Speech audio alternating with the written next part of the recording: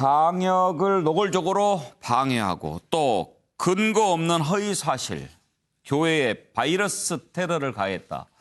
자, 이런 주장을 하는 정광훈 목사. 본인이 확진 판정을 받았음에도 불구하고 여전히 무언가가 잘못되어 있다라고 하는 주장을 굽히지 않고 있습니다. 신문에 광고를 내서 입장문을 냈는데 그 내용을 보면 이해하기 힘든 것이 한두 가지가 아닙니다. 정광훈 목사가 이끄는 사랑제일교회는 자료도 제대로 내놓지 않고 있습니다. 어떻게 해야 할까요? 관련된 녹취를 한번 들어보죠. 여기 교회 교인들이나 여기 관련돼서 여기 교회 드나드시는 이제 전국에서 오시는 분들 대다수가 보면은요. 네. 공연에서 보시는 영상들이 있어요. 언론 조작이고 8.15 그 집회를 막기 위해서 일부러 사랑제일교회 확진자들 일부러 한 거고 거의 세뇌당하듯이 돼 있으니까 그 검진을 받으라 그래서 마지못해서 검진을 받으셨던 분들도 아마 내가 양성 판정이나 이송된다 그러면은 네. 이거 우리를 탄압하거나 허위로다가 우리를 가두려고 한다. 거의 아마 그런 생각 가지시니까 도망가셨을 거예요. 네, 그런 생각들을 갖고 계시니까 양성 판정 나왔다 그래서 이송차가 이제 뭐 오게 되면 몇 시에 온다 이렇게 연락을 받거든요. 예. 그러다가 이제 도망가시는 거겠죠. 하하. 그렇죠. 거의 이제 어머니 같은 분 연세 많이 드시고 이런 분들은 정광훈 목사가 대단한 사람인 거예요. 거의 진짜 시적화된 존재예요. 진짜 북한에 가 있으면 정광훈 목사 아마 저 김정은 물러나게 할 사람이던데 보니까.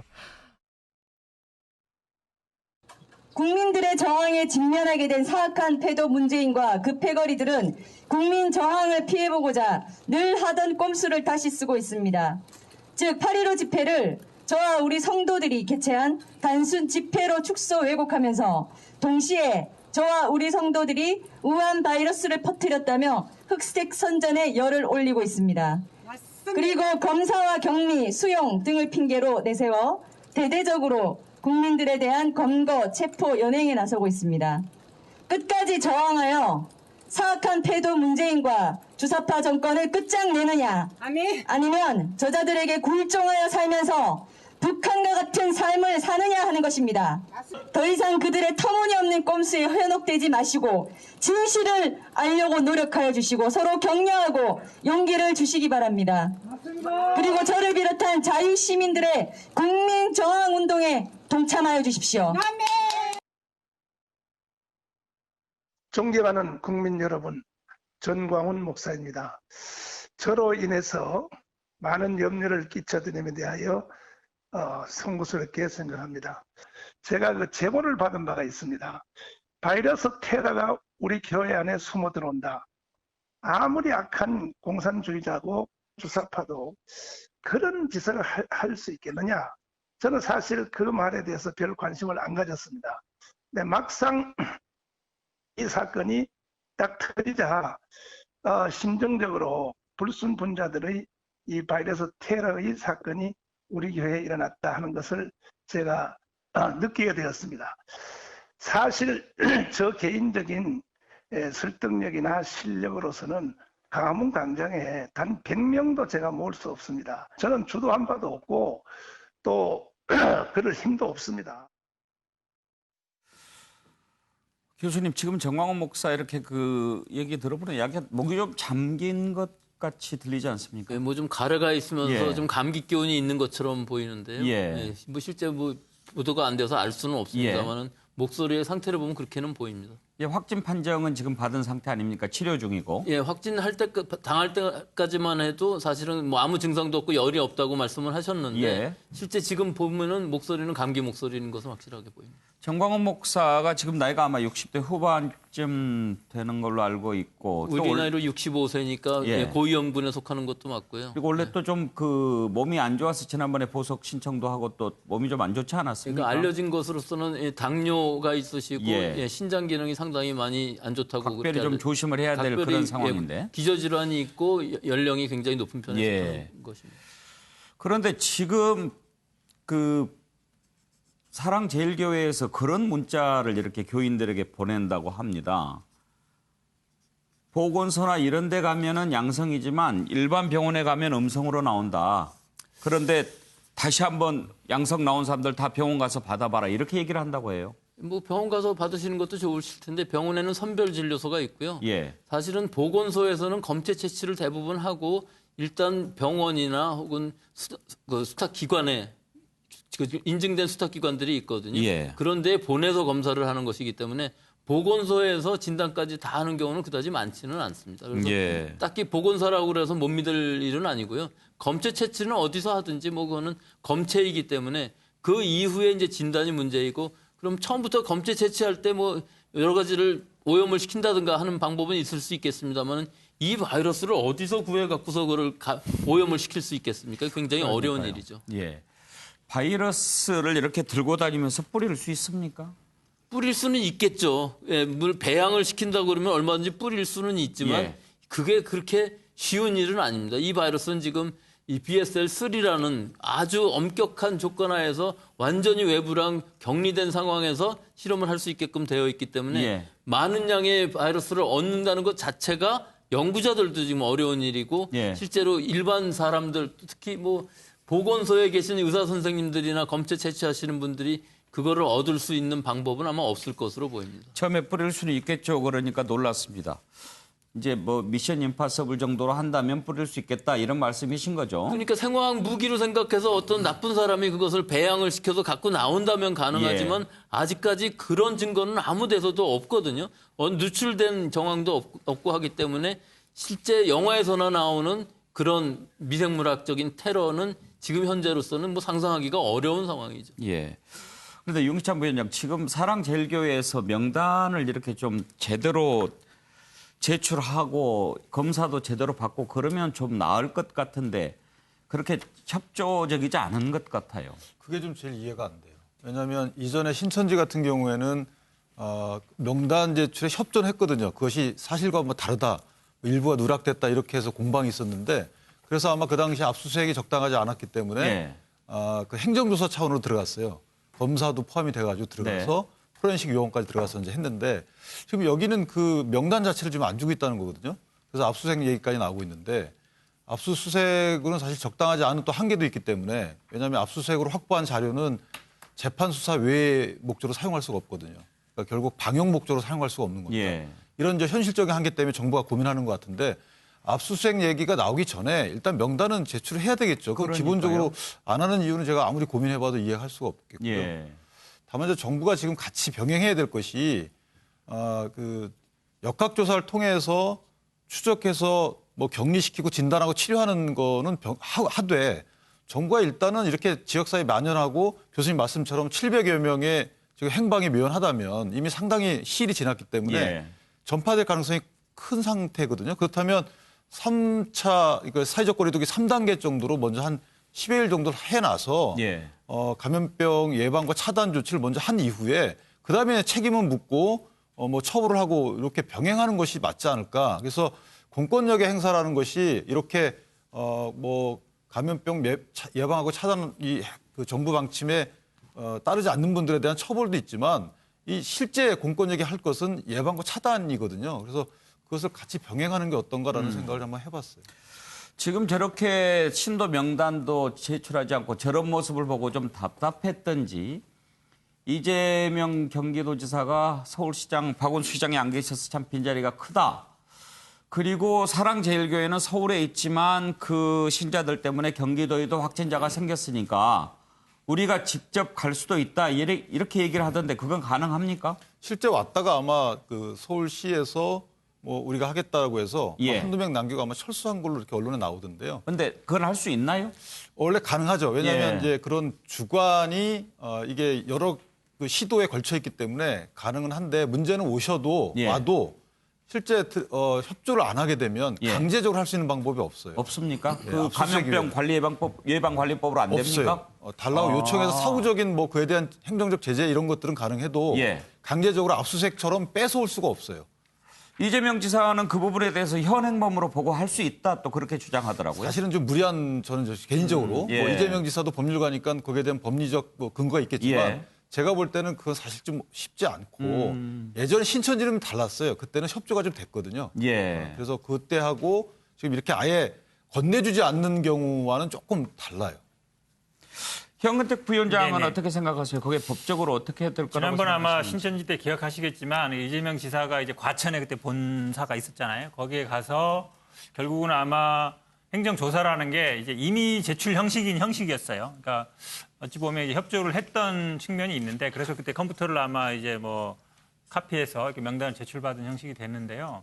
저는 뭐 방법은 이렇게 하면 된다고 봅니다. 그러니까 결국은 명단 제출해라는 거를 계속 공문으로 보내는 거죠. 그럼 이제 명단 제출 거부가 되거든요. 거부가 될 경우에는 어쨌든 감염법 그 예방법 위반이 됩니다. 그러면 결국은 이제 수사 단계로 넘어가는 거예요. 아까 말씀처럼 이게 결국은 압수수색이 들어가려면 수사가 돼야 돼요. 그럼 저는 아마 서울시에서 공문을 한 2번 정도 보내고 그거에 대해서 거부를 하면 감염법 위반으로 예방법 위반으로 조사를 하고 그에 따른 이제 영장 청구를 해서 들어가야 되는데 시간이 많이 걸리죠. 그래서 저는 이럴 때는 좀 뭐 검찰이나 아니면 경찰이 좀 전격적으로 나서줘야 된다고 봅니다. 그러니까 결국은 명단 허위 제출이라든지 예. 아니면 뭐 명단 제출 거부라든지 이걸로 신속히 수사 들어가고 압수수색하는 방법밖에 현재로서는 없지 않나 이렇게 봅니다.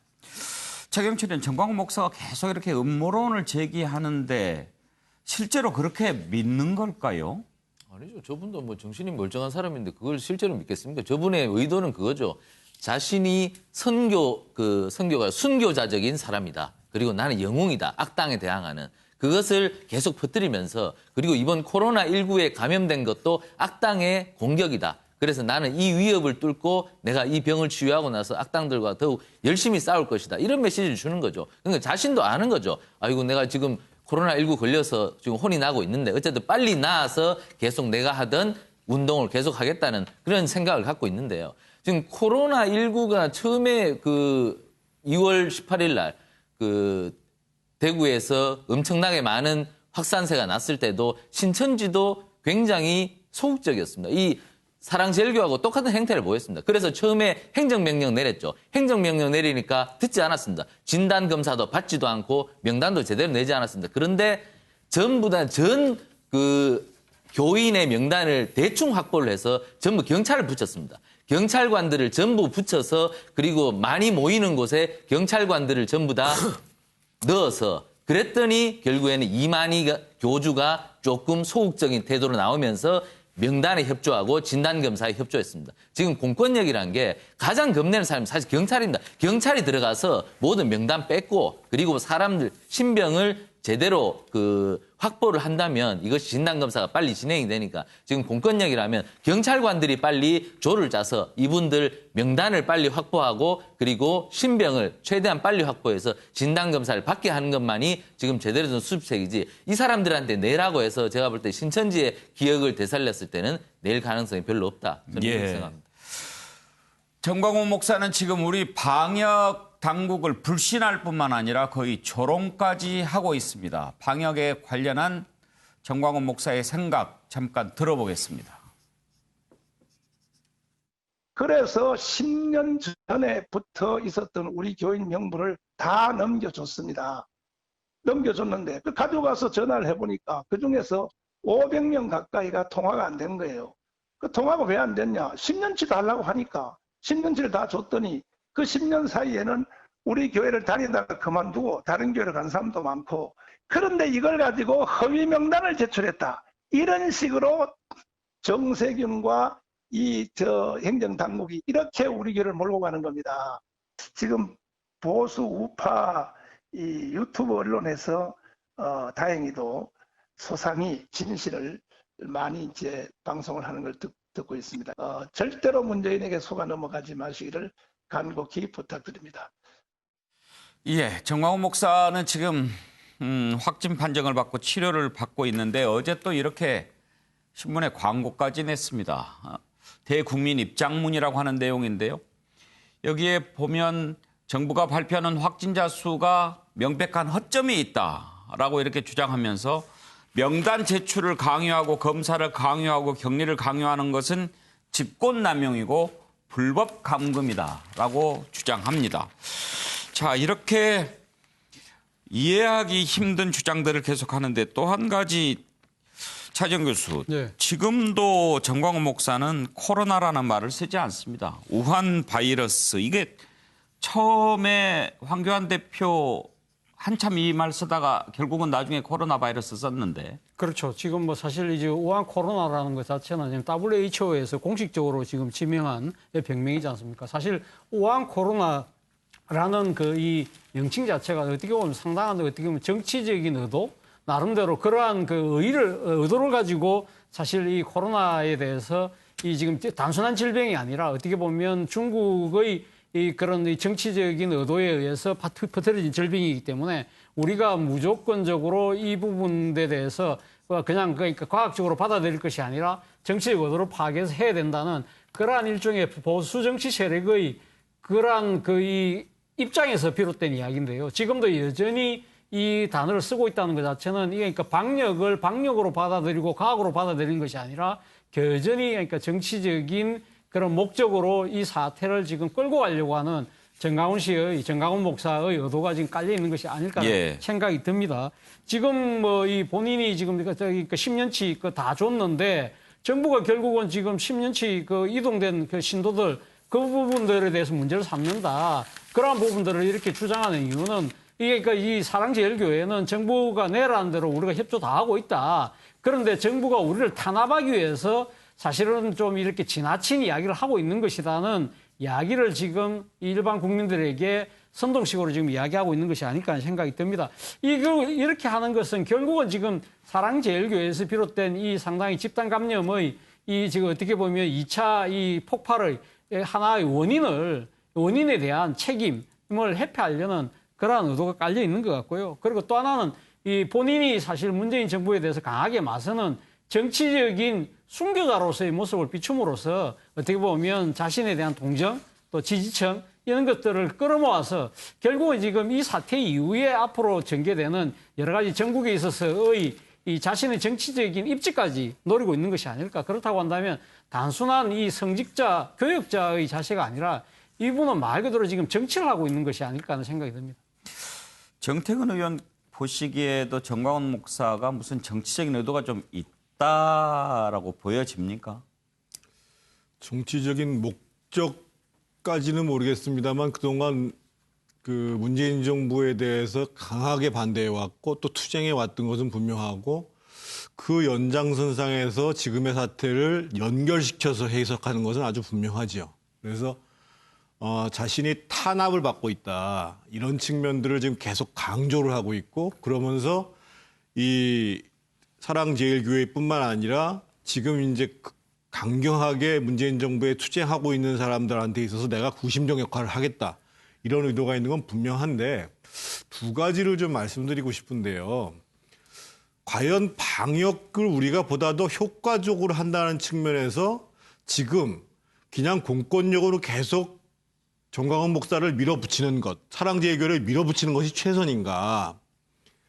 지금 이미 이제 지난 8일간에 지금 1,900명 정도가 나왔는데 그중에 이제 사랑제일교회 관련 된 사람들이 한 절반 정도 나왔단 말이에요. 근데 그렇게 놓고 본다고 그러면 사실은 최초 확진자가 있었을 뿐이지 사랑제일교회 그 이전부터 많이 사랑제일교회 교인들이나 그 주변 사람들이 많이 감염돼 있었다고 봐야 되거든요. 그러면 지금 계속 그분들이 다른 사람한테 지금 그 N차 감염을 시킬 가능성이 굉장히 큰 상황이에요. 그러면 지금이라도 계속 정광훈 목사라는 사람을 타겟으로 하거나 우리 이 제일교회 사람들, 사랑제일교회 사람들한테 공세적인 측면보다도 정말 말이 잘 안 되긴 하지만 당신들이 정말 협조해야 된다. 그래서 협조하는 방향으로 좀 끌어내는 것이 오히려 방역에 좀 효율적인 것이 아닌가. 이런 측면들을 좀 고민을 해봐야 됩니다. 예. 당연히 정광훈 목사가 앞으로 처벌받는 것은 제가 불가피해요. 그리고 그 사랑제일교회 교인 여러분들께서도 사실은 성경에 나온 대로 이 정광훈 목사의 말을 따를 것이 아니라 정말 남에게 대접받고자 하는 대로 남을 대접해야 되는 거고 내 몸처럼 다른 이웃들을 사랑해야 된다고 생각한다면 그렇게 하지 말아야 돼요. 그러함에도 불구하고 지금은 본인들이 뭔가 지금 계속 그 궁지에 몰려가지고 나는 갈 때까지 가보겠다.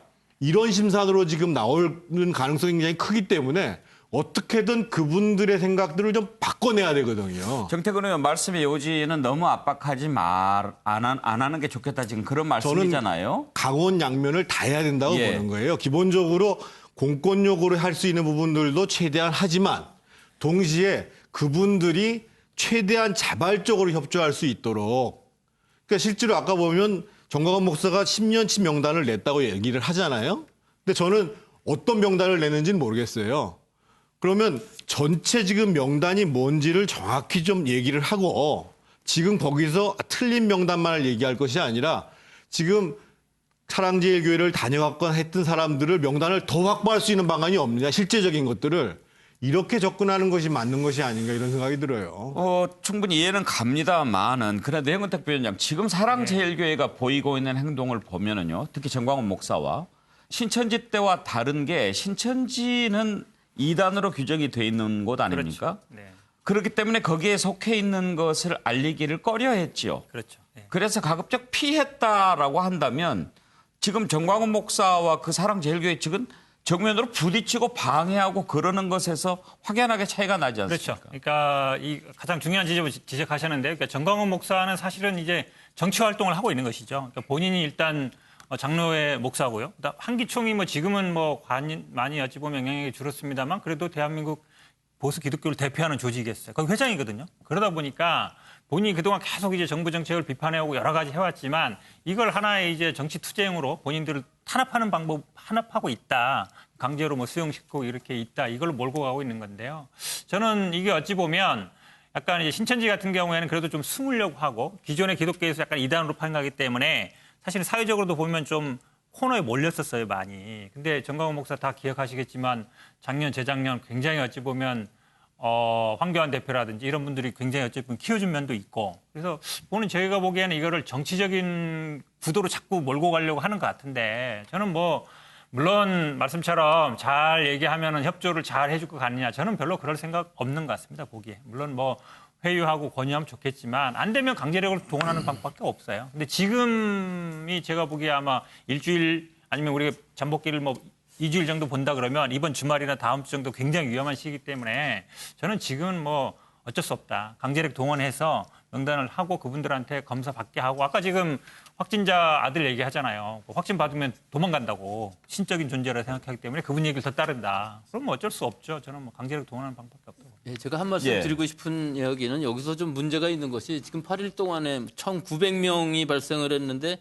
그중에 732명에 불과하니까 뭐 별거 아니라고 생각할 수가 있는데 사실은 그런 상황은 아닙니다. 이게 12일 날 첫 환자가 발생했을 때 벌써 이 교회 안에는 많은 확진자들이 있었어요. 감염된 사람들이. 그것은 7월 27일부터 뭐 숙박을 같이 하면서 수십 명이 감염되면서 사실은 이것이 그 다음 8.15 집회에서 확산되면서 우리가 모르는 감염들이 많이 나오고 이 700명으로 인해서 우리가 통제가 불가능한 상황이 가는 것이 지금 어려운 일이고요. 이 730명이 더 많이 늘어나지는 않을 수도 있어요. 하지만 그 이외의 지역들에서 이 신도들이 아닌 분들, 즉 이 교회에는 지금 신도가 사실은 1,000명도 안 됩니다. 그러니까 교회의 신도라기보다는 거기에 관계자들이 전국에서부터 모여갖고서 숙식을 하면서 첫 환자도 20대 여성이 여기 숙식하면서 처음으로 확진이 된 증상이 나타난 상황인 것이거든요. 그러니까 다른 데 소규모의 집단 발생들은 다 통제가 가능했었는데 이 우리 사랑제일교회의 이 발생으로 인해서 통제가 불가능한 상황으로 전 국민의 보건이 문제가 되는 상황으로 갔기 때문에 이 책임이 막대한 것이지 이것이 사실 숫자만의 문제가 분명히 아닌 것이죠. 예. 이렇게 방역 비협조를 넘어서서 방역을 방해까지 하는 이런 일들을 다시는 하지 못하도록 하자라는 법안이 현재 추진되고 있습니다. 그 부분 한번 들여다볼 텐데요. 관련된 녹취 들어보시죠. 크게 두 가지입니다. 네. 손해배상 청구권과 가중처벌 근거를 마련하는 것인데요. 네. 일단은 뭐 제3자의 고의 중과실로 인해서 감염병이 확산될 경우 네. 이에 대한 비용이 들어갈 거 아닙니까? 그렇죠. 그럴 경우 정부와 지자체가 손해배상을 청구할 수 있는 근거를 만드는 것이고요. 네. 또 특정 집단이나 단체 대표가 네. 역학조사를 거부 방해하거나 또 고의적으로 은폐할 경우 네. 그럴 경우 가중 처벌하도록 하는 것입니다. 이보다도 더 한 1.5배 정도 올리는 그런 네. 법안을 발의한 것입니다. 그렇죠. 일각에서 정부가 검사 결과를 조작하고 있다거나 집회 참석자를 가려낼 목적으로 진단검사를 강제한다는 등 유언비어가 유포되고 있습니다. 이런 악의적, 허위, 조작 정보 유포 행위는 국민 안전을 위해 헌신하고 계신 방역 요원들의 명예를 훼손할 뿐만 아니라 국민 불안을 가중시켜 우리 사회를 혼란에 빠뜨릴 수 있습니다.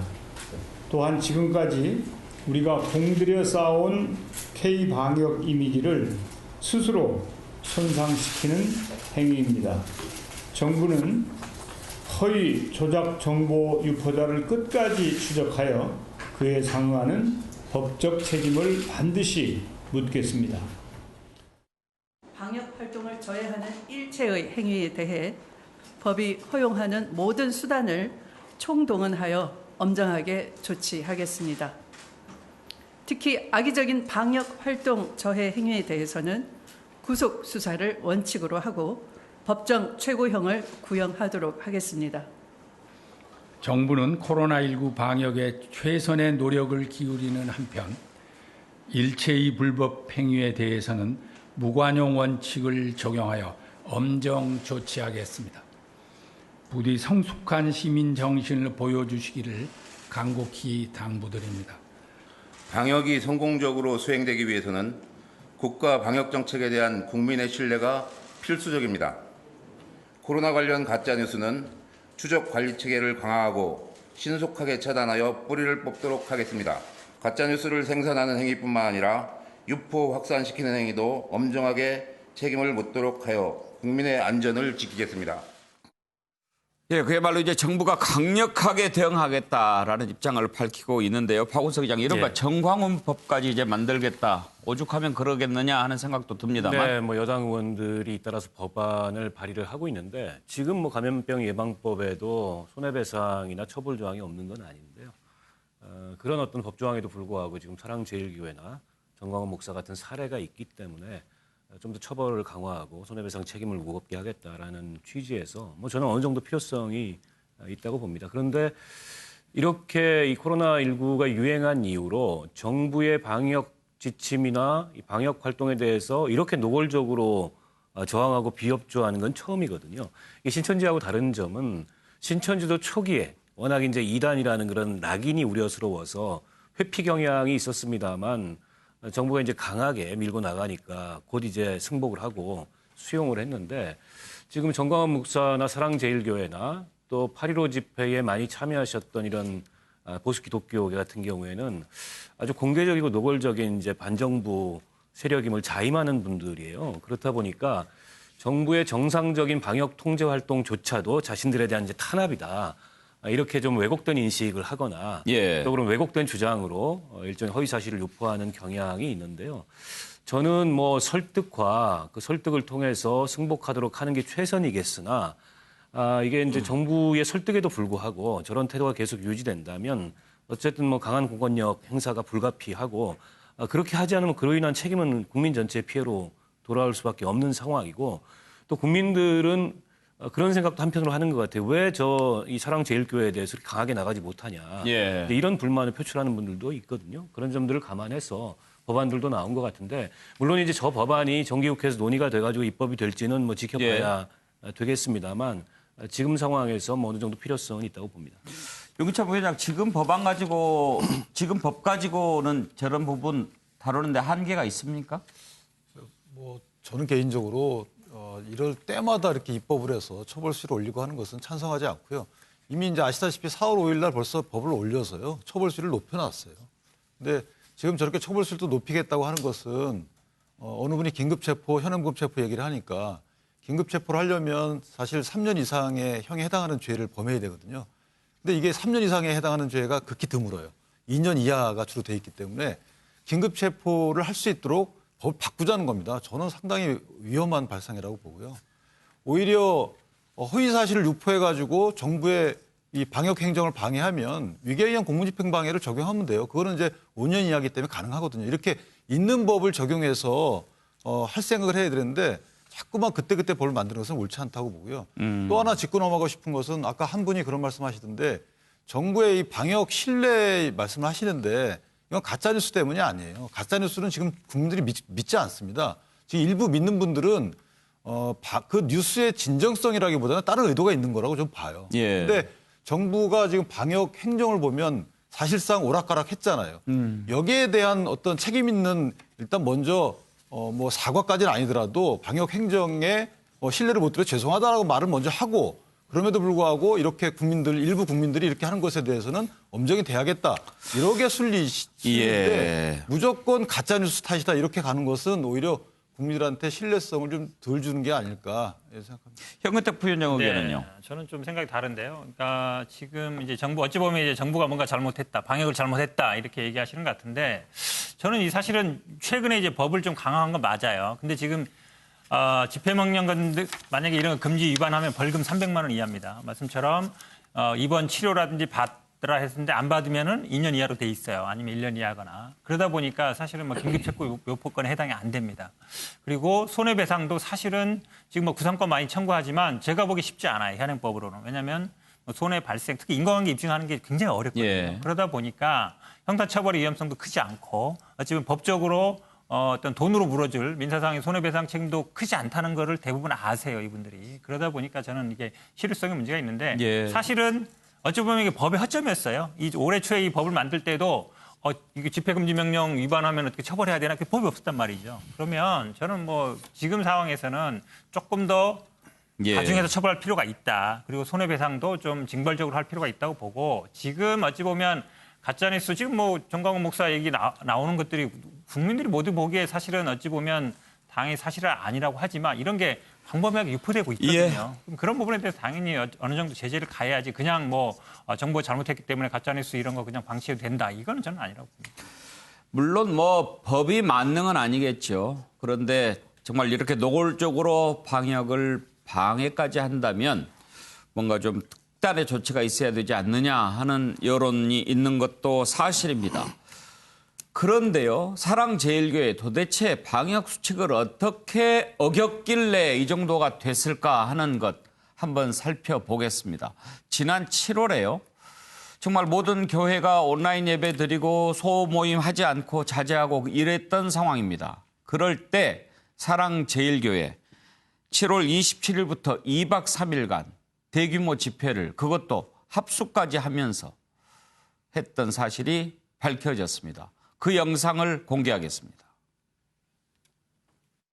힘없이 나가 오직고 나 오직고 나 핍박이 와타 우리 믿음 더욱 높여지니 선포하리 하나님 나라 주님 곁에 승리하 주님의 명령 주님의 명령 따라 한국교회 박수로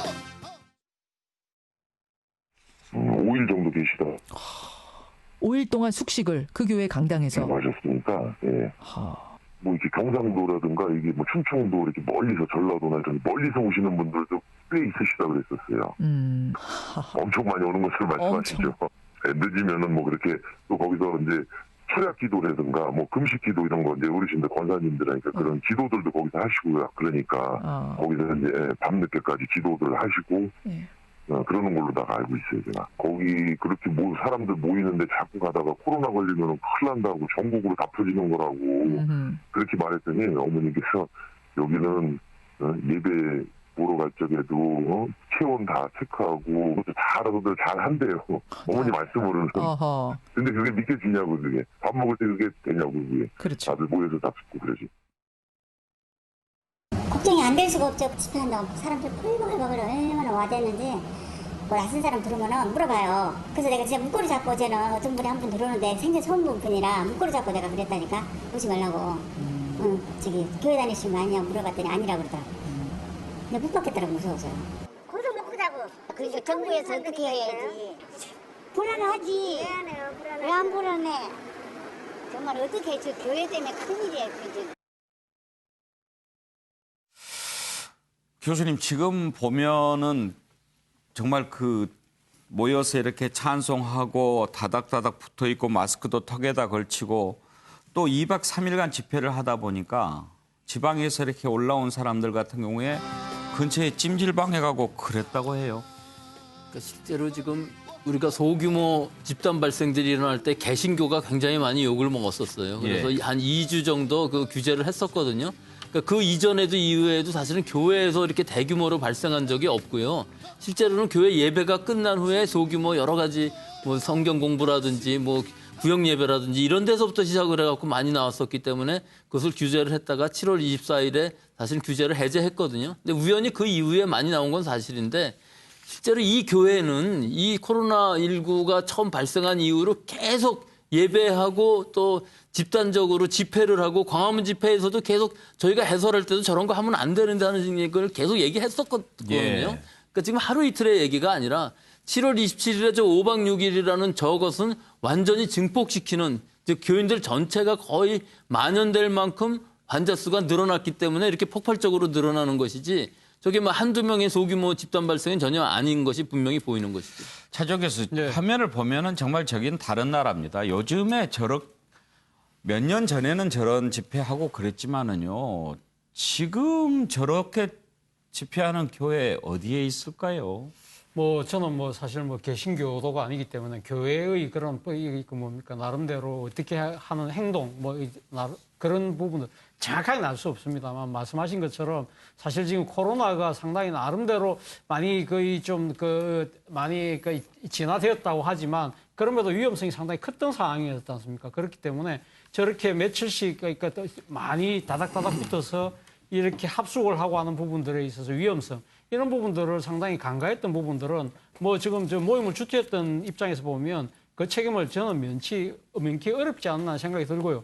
그리고 지금 사랑제일교회가 이 문재인 정권과의 그런 여러 가지 정치적인 이 신념상의 차이, 뭐 노선상의 차이, 그런 반대적인 측면에서 저렇게 모임을 하고 투쟁 의지를 이렇게 고양시킨 측면도 있지만 또 하나는 지금 저 교회와 관련된 재산상의 문제가 저는 큰 것이 아니었던가 생각이 듭니다. 지금 이 사랑제일교회가 있는 저 지역이 2006년도 재개발이 되면서 지금 벌써 이 주민들한테 90% 가까이가 지금 다 보상이 끝났거든요. 그리고 지금 저 사랑제일교회가 지금 감정가가 제가 알기로는 82억으로 지금 받았는데 본인들은 지금 563억을 563억을 지금 달라고 하고 있기 때문에 이 지금 재개발을 추진하고 있는 조합 측에서 지난 5월달에 지금 법원에서 명도 소송을 해서 이겼습니다. 그래서 지난 6월 5일과 6월 20일 두 차례 걸쳐서 강제 집행을 하려고 했는데 이러한 부분들을 물리력으로 막았다고 그래요. 그렇기 때문에 저런 최근에 이거는 이 2박 3일의 그런 이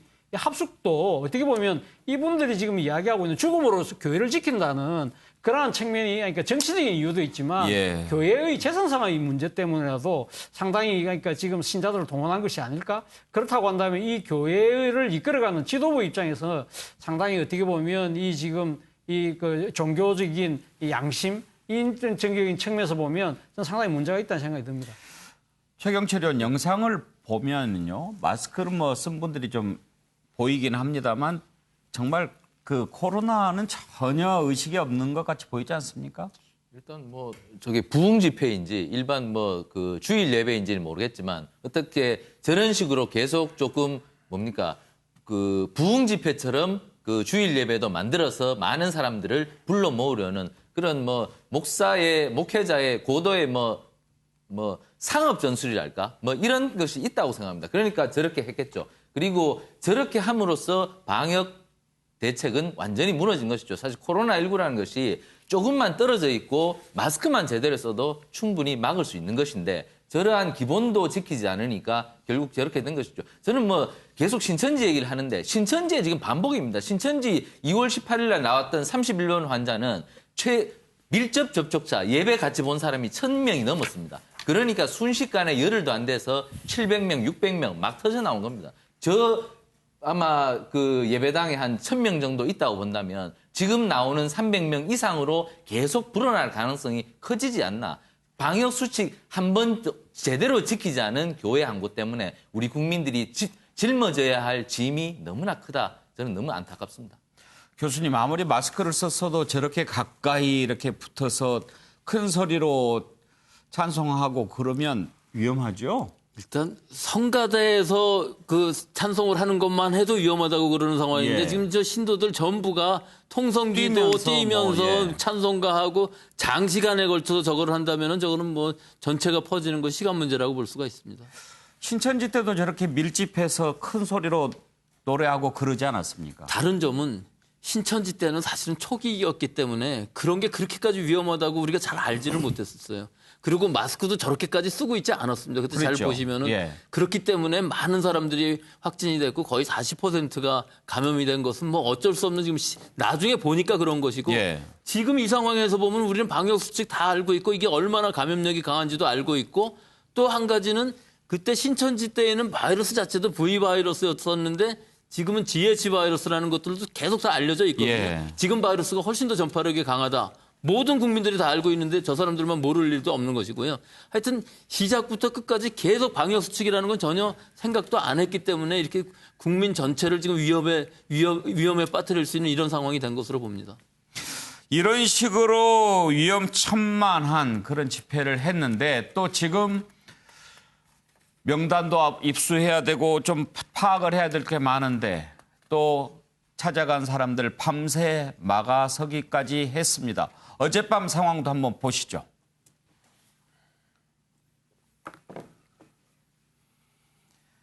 그야말로 결사항전의 자세로 당국과 대치하는 그런 모습이었죠. 한번 보시죠.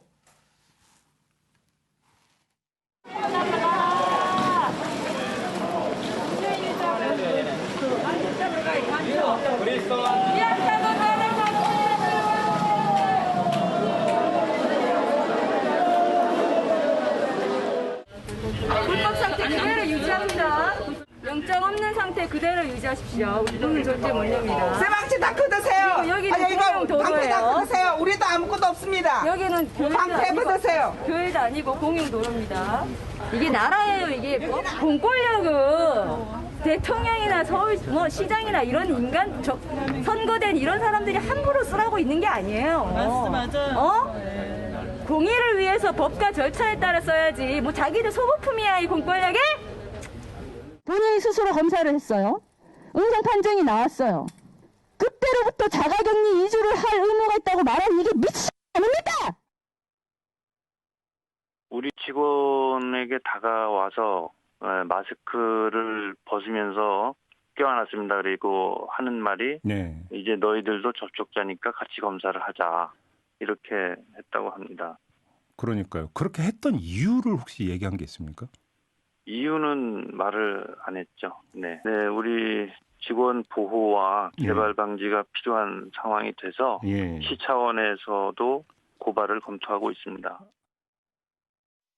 최경철 의원, 지금 사랑제일교회 반응을 보면은요, 정부가 방역을 핑계로 우리 교회를 탄압하려고 한다라는 인식이 깔려 있는 것 같은데 탄압할 이유가 있을까요?